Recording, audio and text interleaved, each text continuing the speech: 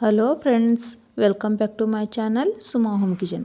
ಇವತ್ತು ನಾವು ಸಾಸಿವೆ ಬುತ್ತಿ ಅಥವಾ ಮಸ್ಟರ್ಡ್ ರೈಸ್ ಹೇಗೆ ಮಾಡೋದು ಅನ್ನೋದನ್ನು ನೋಡೋಣ.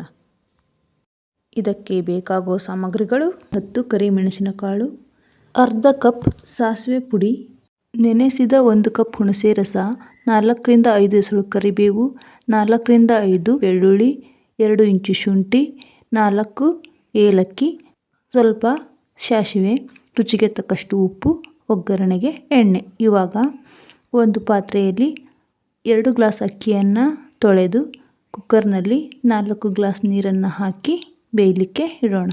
ಇವಾಗ ನೆನೆಸಿದ ಹುಣಸೆ ಹಣ್ಣನ್ನು ಚೆನ್ನಾಗಿ ಕಿವುಚಿಬಿಟ್ಟು ಇದನ್ನು ರಸ ತೆಗೆದುಕೊಳ್ಳೋಣ. ನಂತರ ಸ್ವಲ್ಪ ಉಪ್ಪನ್ನು ಹಾಕಿ ಚೆನ್ನಾಗಿ ಕುದಿಸ್ಕೊಳ್ಳೋಣ. ಇವಾಗ ಕುದೀತಾ ಇದೆ. ಗ್ಯಾಸ್ ಆಫ್ ಮಾಡಿ ಆರಲಿಕ್ಕೆ ಇಡೋಣ.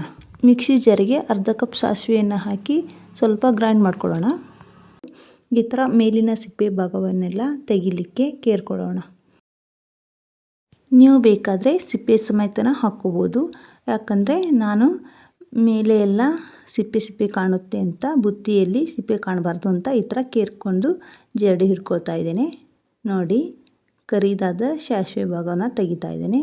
ಇವಾಗ ಆ ಪೌಡ್ರನ್ನು ಸಹ ಮಿಕ್ಸಿ ಜಾರಿಗೆ ಹಾಕ್ಕೊಂಡು ತೆಗೆದುಕೊಂಡ ಬೆಳ್ಳುಳ್ಳಿ, ಕರಿಬೇವು, ಶುಂಠಿ, ಏಲಕ್ಕಿ, ಮೆಣಸಿನಕಾಳು ಇದನ್ನೆಲ್ಲ ಸ್ವಲ್ಪ ರುಬ್ಕೊಂಡು ನಂತರ ನೀರನ್ನು ಹಾಕ್ಕೊಂಡು ಚೆನ್ನಾಗಿ ನುಣ್ಣಗೆ ರುಬ್ಕೊಳ್ಳಿ.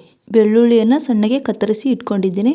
ಇವಾಗ ಒಗ್ಗರಣೆಗೆ ಎಣ್ಣೆಯನ್ನು ಹಾಕಿ ಎಣ್ಣೆ ಕಾದ ನಂತರ ಸಾಸಿವೆ, ಬೆಳ್ಳುಳ್ಳಿ, ಕರಿಬೇವು ಹಾಕಿ ಒಗ್ಗರಣೆ ಮಾಡ್ಕೊಳ್ಳೋಣ. ಹಾಗೆ ರುಬ್ಬಿಕೊಂಡ ಈ ಸಾಸಿವೆ ಪೇಸ್ಟನ್ನು ಸಹ ಅದಕ್ಕೆ ಹಾಕಿ ಗ್ಯಾಸನ್ನು ಆಫ್ ಮಾಡಿ ಒಂದು ಅಗಲವಾದ ತಟ್ಟೆಯಲ್ಲಿ ಮೊದಲೇ ತಯಾರಿಸಿಕೊಂಡ ಅನ್ನವನ್ನು ಆರಲಿಕ್ಕೆ ಇಡೋಣ.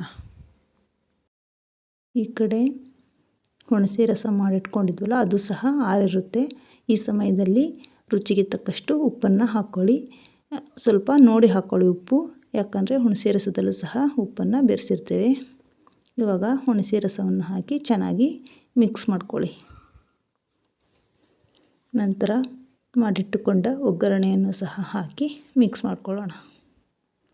ನೋಡಿ, ಇವಾಗ ಸಾಸಿವೆ ಬುತ್ತೆ ಘಮ ಘಮ ಅಂತ ಸ್ಮೆಲ್ ಬರ್ತಾ ಇದೆ. ನೀವು ಇದನ್ನು ಮನೆಯಲ್ಲಿ ಟ್ರೈ ಮಾಡಿ. ತುಂಬ ಸುಲಭವಾಗಿದೆ, ತುಂಬ ಟೇಸ್ಟಿನೂ ಇರುತ್ತೆ. ಹಾಗೆ ಇಲ್ಲಿವರೆಗೂ ಯಾರು ನಮ್ಮ ಚಾನಲ್ಗೆ ಸಬ್ಸ್ಕ್ರೈಬ್ ಆಗಿಲ್ವೋ ಅವರು ಸಬ್ಸ್ಕ್ರೈಬ್ ಆಗಿ, ಬೆಲ್ ಬಟನ್ ಒತ್ತಿ ಆಲ್ ಅಂತ ಕ್ಲಿಕ್ ಮಾಡಿ. ನನ್ನ ಎಲ್ಲ ನೋಟಿಫಿಕೇಷನ್ಗಳು ನಿಮಗೆ ಮೊದಲು ಬರುತ್ತೆ. ಹಾಗೆ ನಿಮ್ಮ ಫ್ರೆಂಡ್ಸ್ ಆ್ಯಂಡ್ ಫ್ಯಾಮಿಲಿಗೂ ಶೇರ್ ಮಾಡಿ.